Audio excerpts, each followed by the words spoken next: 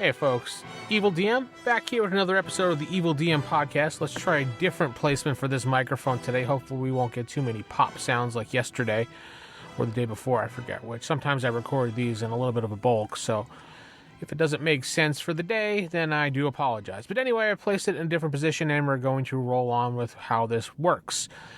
I usually record these again during a lunch break or a break in my car because it's the only time I get a chance to do it, and I could do it at home, but a lot of things going on at the home right now, and there's a lot of noise, so I don't want to have too much background noise.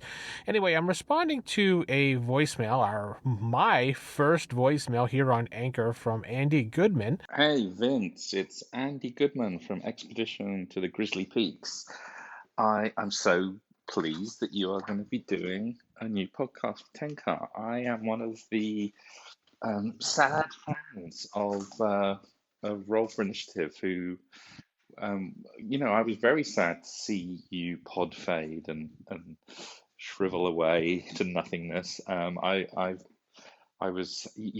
were my first. You were my first gaming podcast, certainly my first OSR podcast, and I've talked about it on my show and other people's shows about the joy that it gave me to come across your early episodes when you and Jason were doing it back in the day. It was quite magical, actually. So I'm trying to remember, but I'm pretty sure, I don't know if it's the first episode, it was certainly the first I could download on iTunes.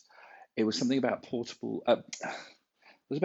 holes or 10-foot pits or black puddings. I can't remember, but it just brought me a lot of joy because I was only just getting back into gaming after a 30-year gap.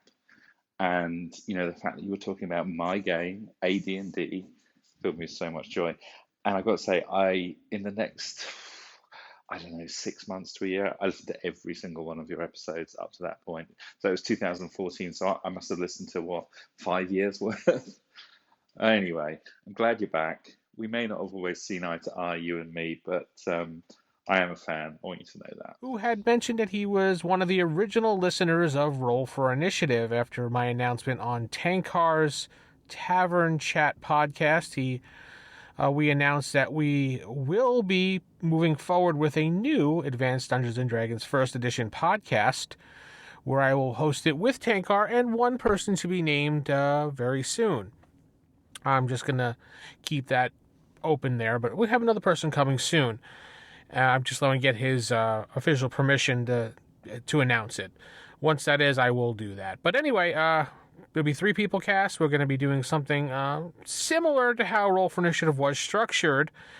Probably no segments or bumpers because that was just too much of a pain in the ass to do, to be honest. Topics will include some things such as what we did not cover the first time or in the 10 years, because there was a lot of things we didn't cover, and I wanted to cover more things that were... When you played First Edition... Okay, so we played First Edition, at least when I did, back in the 80s. We included other things from other editions, and I wanted to touch upon certain box sets that we did use other than just like Ravenloft. We did use things like Spelljammer, and we did use stuff like the Dragonlance box sets, and we did use some of the Birthright stuff, and we did go backwards to Hollow World and play that in First Edition. I wanted to get more of that coverage going. And I wanted to show how you could use stuff from later editions into First Edition, as well as cover some more Dragon and Dungeon magazines. Those things were just never covered enough, I believe. And to answer your question a little bit further, because you asked about what the original monster was that Jason and I covered way back in 2009, it was the Creeping Pit. That was part of the Creature Feature Theater, episode number 1. It was in the Dragon magazine. I don't remember exactly which one it was, but I remember that exact monster. It was the first show we did, and I remember a lot of people like, oh my god, the Creeping Pit. And I think the person who actually wrote that actual monster inside of Dragon, who got it submitted, wrote into us because he heard about it, and he told us his experience about the Creeping Pit and how he got it submitted to Dragon magazine, how he was like, when you're an independent person and you write into a magazine such as Dragon Magazine, and it's in the 80s, and you write in and you get your stuff published, it's like, whoa, amazing. So, I mean, that guy was very proud, and still is proud to this day. I mean, he has a credit in Dragon Magazine of something he wrote, and countless number of people have probably used it over the years. I can't tell you how many, but I don't know those numbers because I can't read minds. But it would probably be a good amount.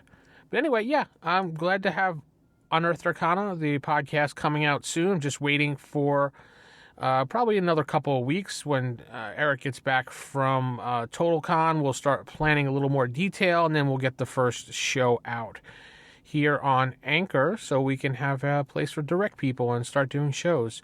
Hopefully the format will be about an hour or so, depending on how things work out. And we'll fill that void of 1E podcast again, because I really did miss doing a 1E podcast. I started doing a YouTube videos on that, and while I enjoyed that, I felt we need to have a discussion type podcast, because that was always a lot of fun. And working with Eric is a lot of fun as well, because we bounce off each other really well, so it should be a good time. And as far as Andy, you and I not seeing eye to eye, social media and things always blow up out of proportion. As long as we could, move forward and sit at the gaming table and game, I have no issue with anybody. That's how I handle things. As long as you can sit at the table and chuck dice with each other, then that's what we're supposed to do and have a good time, regardless of political affiliation or opinions about anything as far as editions or anything else. Just sit at the table and game. If you could do that, then you're okay in my book. If you can't do that and you have a problem, which many people out there do, and can't sit at the table with someone with opposed opinions and they just want to punch them, then maybe you should get lost in the hobby and not join the hobby, because you are the people that are the problem in the hobby. So with that said, I'm going to head out and keep it original, keep it old school, and good night, everybody.